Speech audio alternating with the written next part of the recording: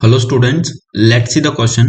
In this question, which of the following arrangement represent the correct order of electron gain enthalpy with negative sign of the given atomic species? Okay, so हम सबसे पहले इन तीनों जो atomic species हैं इनको predict table के according हम arrange कर देते हैं। तो प्रेडिक्ट टेबल के according oxygen, sulphur, fluorine and chlorine, ये ऐसे ही ये चारों अरेंज होते हैं प्रेडिक्ट टेबल के अंदर।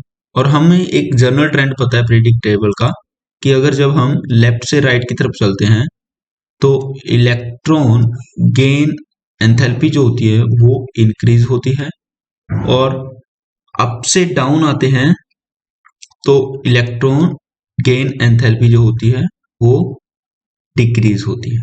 तो इसके अकॉर्डिंग हमारा जनरल ट्रेंड जो होना चाहिए, ट्रेंड के अकॉर्डिंग जो हमारा जनरल ऑर्डर होगा वो होगा फ्लोरीन की सबसे ज्यादा, ओके, एंड देन क्लोरीन, उसके बाद जो हमारी होनी चाहिए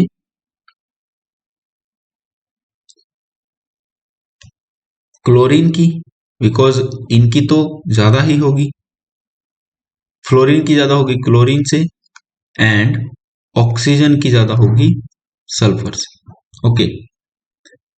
बट ऐसा होता नहीं है, क्यों?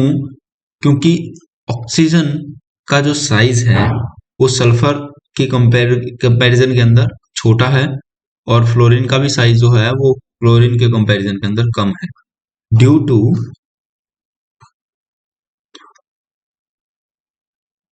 Small size of oxygen compare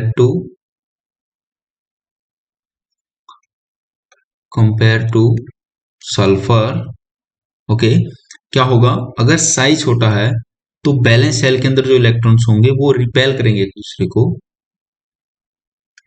repulsion between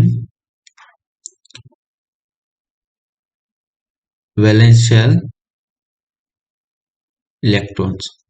अगर ऑक्सीजन के जो अंदर इलेक्ट्रॉन्स हैं उन्हीं के अंदर इलेक्ट्रॉन्स का आपस के अंदर उनके रिपल्सन है, तो क्या वो नए इलेक्ट्रॉन को आने दे देंगे? नहीं, जिसकी वजह से ऑक्सीजन की जो सल्फर की जो गेन एंथैल्पी होती है, इलेक्ट्रॉन गेन एंथैल्पी, वो ज्यादा हो जाती है ऑक्सीजन से, और इसी सेम पॉइंट की वजह से क्लोरीन की जो गेन इलेक्ट्रॉन गेन एंथैल्पी होती है वो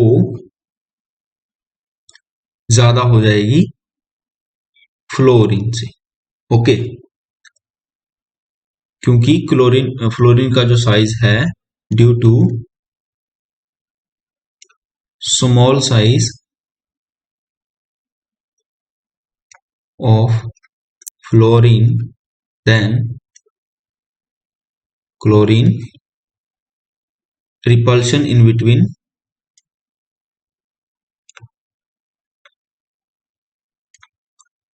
बिटवीन बैलेंस सेल इलेक्ट्रॉन्स।